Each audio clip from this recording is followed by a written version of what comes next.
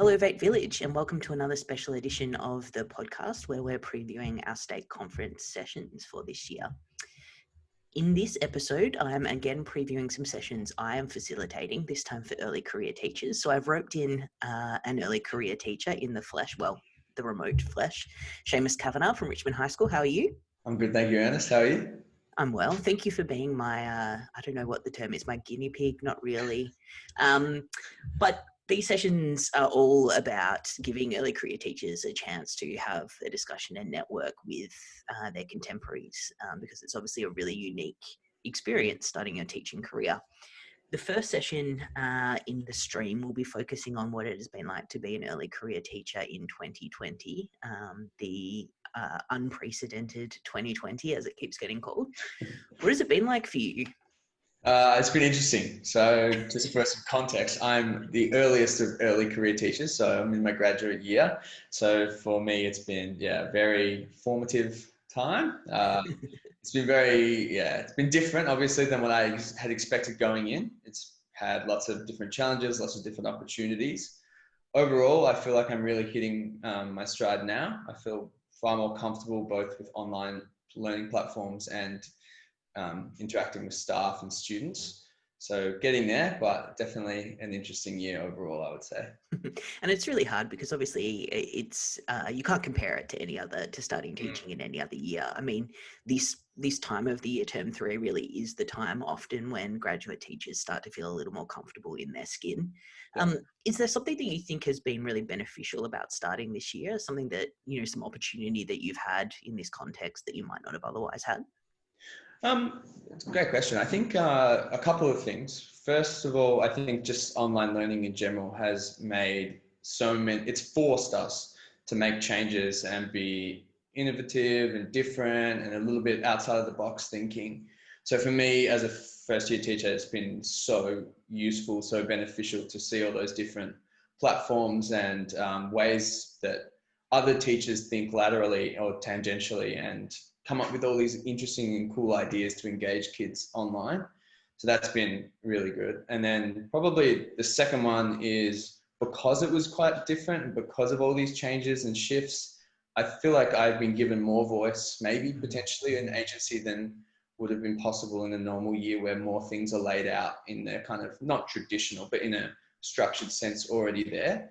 So I think in that regard, it's probably given me more of a voice to kind of put my own footprint or fingerprints onto the lessons and the learning.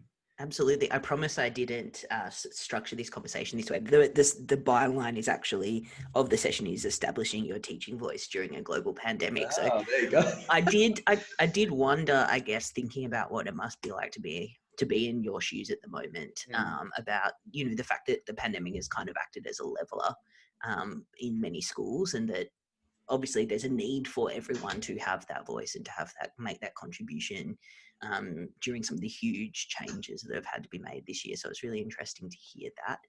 Is there something that's been particularly challenging about this year in terms of, I guess, finding that sense of self and that confidence as you've gone through the year? Well, I think for me personally, I think maybe others will maybe relate to this, but my big goal was classroom management, behavior management going in to really kind of focus and hone in on those skills. So I got a term's worth, which was good the first term, but then since then it's been a whole new side of it. It's still a thing and still relevant, but I wasn't able to kind of focus on that as I would have liked. It's funny, I still get those butterflies at the start of every teaching year about whether or not I'm going to be actually able to hold a presence in the classroom. And obviously that was way more the case at the start of my career than it is now. So I can imagine it is just such an odd circumstance to find yourself in. And we were talking before I started recording about the experience of some of our colleagues who are still at university and having that experience of remote teaching for their practicums, which again is another layer of complexity for them. Absolutely. And I think, often you come out of university and teacher education feeling quite confident with your theoretical base and your capacity to engage with adults, but it is that I guess, that final frontier of the classroom. That would be really interesting. Well, I'm really hoping that we get some early career teachers along to this session to have some of these conversations and reflect on some of their experiences during this year.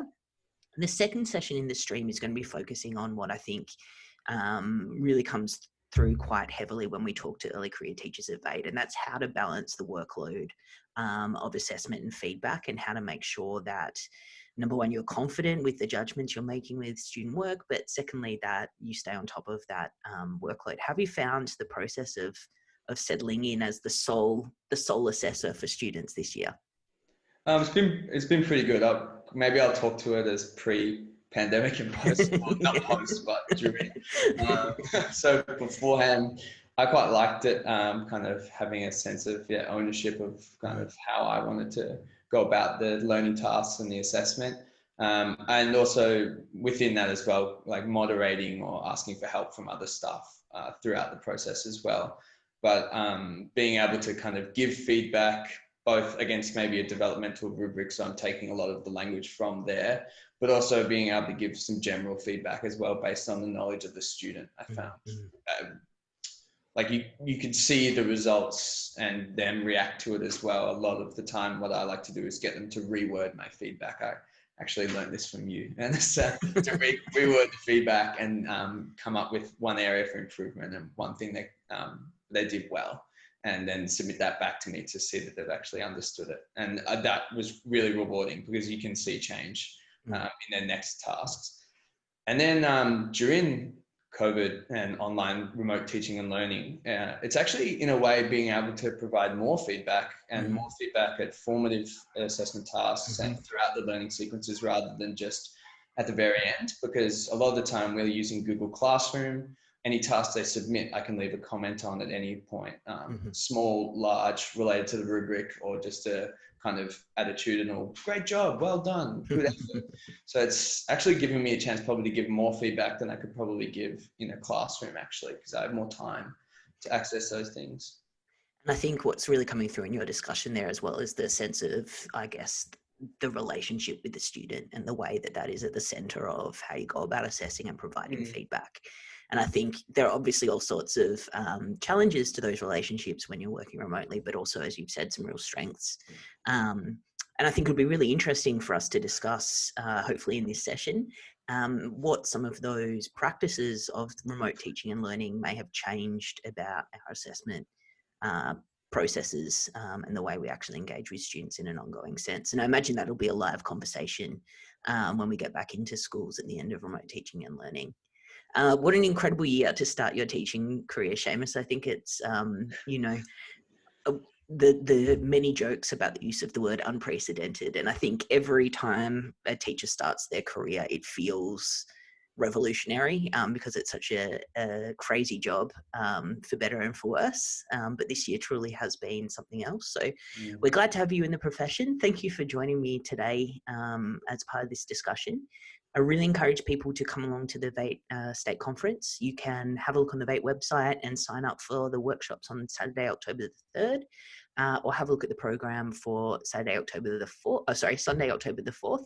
Seamus, I know you're part of one of the sessions with Annabelle Barton, the head of English at Richmond High School, that people can access online. It's a great package of, I think there are 68 workshops and presentations that will be there for you to access from the end of the year through to the beginning of next year. What's your workshop about, Seamus?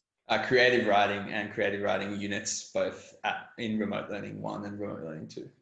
Awesome. So sign up for the conference, get access to Seamus's workshop, and if you're an early career teacher, please come along on the Saturday, October the 3rd. Thanks so much, Seamus. Thanks, Ernest.